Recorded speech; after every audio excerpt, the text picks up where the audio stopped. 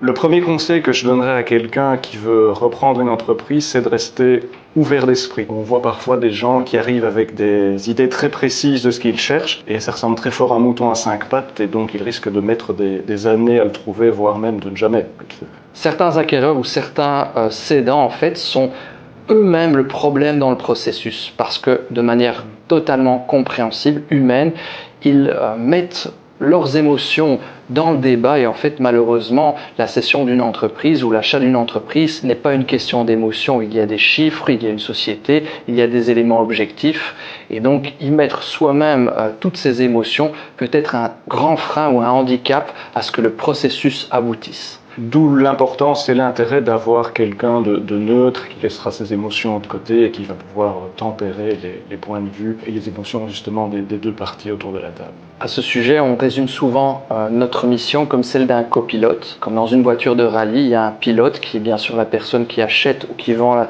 sa société. Et nous, en tant que copilote, bien, on a envie de rester en vie et certes de gagner la course. On va donner les meilleurs conseils possibles, mais à aucun moment nous n'allons prendre de décision à la place du pilote qui reste notre client et le maître du processus. Vendre ou reprendre une entreprise est un acte important qu'on ne fait généralement pas plusieurs fois dans sa vie.